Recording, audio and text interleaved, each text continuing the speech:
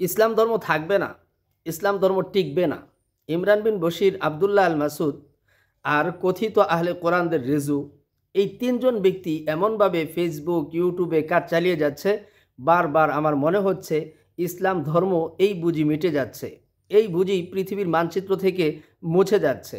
লেকিন ইমরান বিন বশির, আবদুল্লাহ আল মাসুদ বা কথিত আহলে কোরআনদের সেই রেজু, এ ধরনের ব্যক্তি কি অতীতে ইসলাম ধর্ম নিয়ে সমালোচনা করে নাই? অতীতে কি কোরআনে কেরিম নিয়ে বিভিন্ন ধরনের প্রশ্ন উত্থাপন করে নাই? অতীতে কি নবী মোহাম্মদ আরবি সাল্লাল্লাহু আলাইহি ওয়াসাল্লামের চারিত্রিক বিষয়বস্তু নিয়ে প্রোপাগান্ডা ছড়ায় নাই? অবশ্যই ছড়িয়েছে। এজন্যই তো আল্লাহ সুবহানাহু ওয়া তাআলা চ্যালেঞ্জিং আকারে পবিত্র কালামে মাজিদে আয়াতি কারিমা অবতীর্ণ করেছেন। ইউরিদুনা লিইউতফিউ নূরাল্লাহ বিআফওয়াহিহিম ওয়াল্লাহু মুতিম্মু নূরিহি ওয়ালাউ কারিহাল কাফিরুন ওয়ালাউ কারিহাল মুশরিকুন। হে কুফফার সম্প্রদায়, হে মুশরিক সম্প্রদায়, যদিও তোমরা অপছন্দ করছো, যদিও তোমরা বিষয়টাকে ঘৃণার দৃষ্টিতে দেখছো, তথাপিও তোমাদেরকে জানিয়ে দিচ্ছি, এই ইসলাম নামক অগ্নিস্ফুলঙ্গে যেই ফুৎকার দিতে এসেছে, তারই মুখ পুড়ে বানরের আকৃতি হয়েছে, তারই মুখ পুড়ে জ্বলসে গিয়েছে। প্রিয় দর্শক, এই আয়াতি কারিমাটা সর্বজনীন এবং সামগ্রিক। ইমরান বিন বশির এসে হয়তোবা 2025 সালে মানুষকে ইসলাম থেকে দূরে সরানোর জন্য বিভিন্ন অপপ্রচার চালিয়ে যাচ্ছে।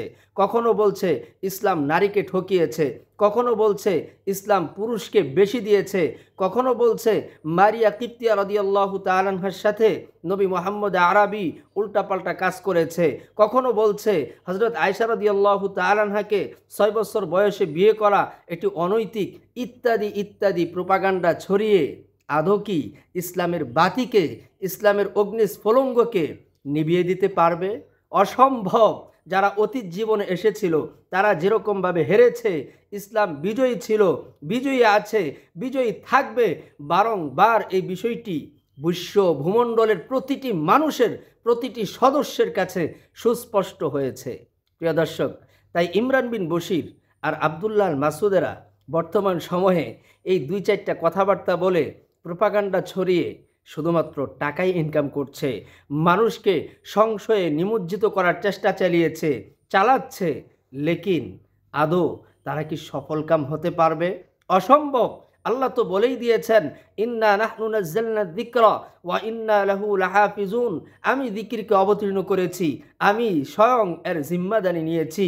আল্লাহ যদি কোরআনের অবতীর্ণকারী হন, আল্লাহ যদি কোরআনের জিম্মাদারি নিয়ে থাকেন, তাহলে ইমরান বিন বশির একা কেন?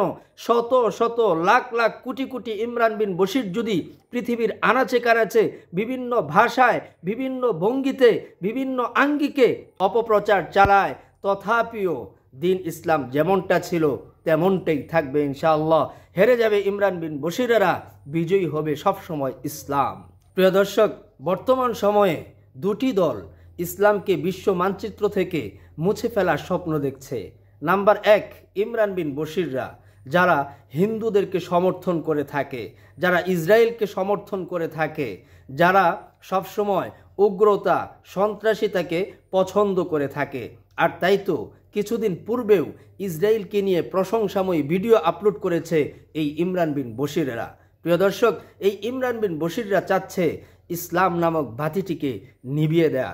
অসম্ভব, পারবে না। দ্বিতীয় নাম্বার দল হচ্ছে কথিত আহলে কোরআনদের রেজু, যেই ব্যক্তিটি ইমরান বিন বশিরকে জান্নাতি ব্যক্তি হিসাবে ফতোয়াও দিয়েছে, ভিডিও আপলোড করেছে। ইমরান বিন বশির ডাইরেক্টলি কোরআন এবং সুন্নার বিরুদ্ধে কথা বলছে, ডাইরেক্টলি আল্লাহ এবং তার রসুলকে নিয়ে অপপ্রচার চালাচ্ছে, ডাইরেক্টলি আমাদের আম্মাজানদেরকে নিয়ে তথা উম্মাহাতুল মুমিনিনদেরকে নিয়ে বাজে মন্তব্য করছে। অপর দিক থেকে ইনডাইরেক্টলি এই কথিত আহলে কোরআনদের রেজু প্রকাশ্যে আলোচনা চালাচ্ছে ফেসবুকে এসে, ইউটিউবে এসে।